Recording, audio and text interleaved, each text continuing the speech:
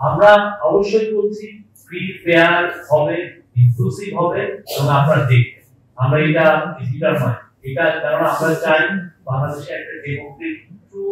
Democratic transition হোক, জনগণের ম্যান্ডেটে যারা ইলেকশনে জিতবে তারা এসে ক্ষমতা গ্রহণ,